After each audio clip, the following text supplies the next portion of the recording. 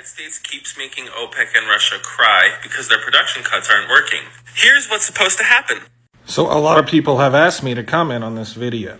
What I will say is there's a lot of truth to it, but there's another side to the story as well. And I'm going to play devil's advocate here a little bit. So what I'm saying is the production cuts are working. They're just not working as well as OPEC and Russia would like them to. Now, history tells us that anytime the United States is producing a shit ton of oil, it is quickly followed by a crash or there's a huge drop in oil prices. I mean, in all reality, if OPEC had not made the cuts they had made, oil could easily be in the $50 range right now, and I think today it's around 76. But that's for West Texas Intermediate. Where is Arab Light at? Arab Light is at $80.43. So while the production cuts haven't given them the price floor they wanted, it has given them a price floor that they can sustain. And what's different now is OPEC is looking at the global investments into the oil and gas industry moving forward and how much they've reduced.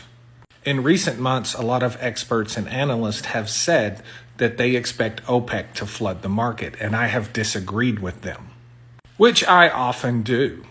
If OPEC floods the market like they have done historically, it will cost them hundreds of billions of dollars.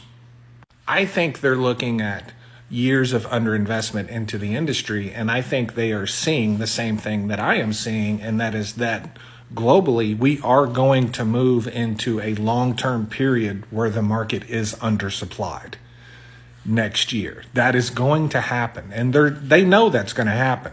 So even though they're not getting the price floor they want, they are getting a price floor, and all they have to do is ride this out till basically next year.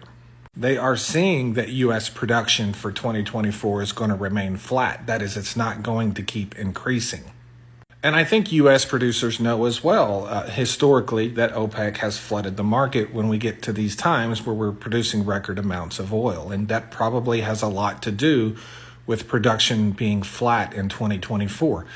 They don't want to pull OPEC's chain, is what I'm saying. They don't want that event to occur again. So they're riding this line of how much can we produce and not piss them off, so they try to put us all out of business. So while it is true that their production cuts haven't worked as much as they would like, because I believe they underestimated the resiliency of the U.S. industry once again, I think it is also true that they know in the long run what they're doing right now is going to pay off big time. Because they're looking at the global market just like everyone else is, and how much money is flowing into it and how much money is leaving it. So to flood the market right now makes absolutely no sense. And that's why they keep indicating that they are staying with the production cuts, because they see what's going to happen long term down the road. Everything in this business is long term.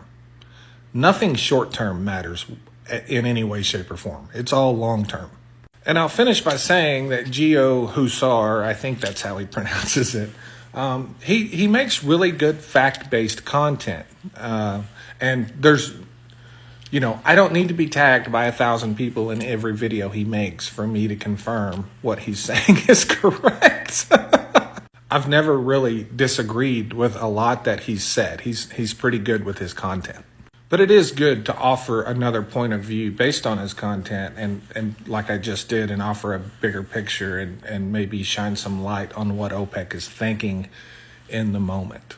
So those are my thoughts. There you go.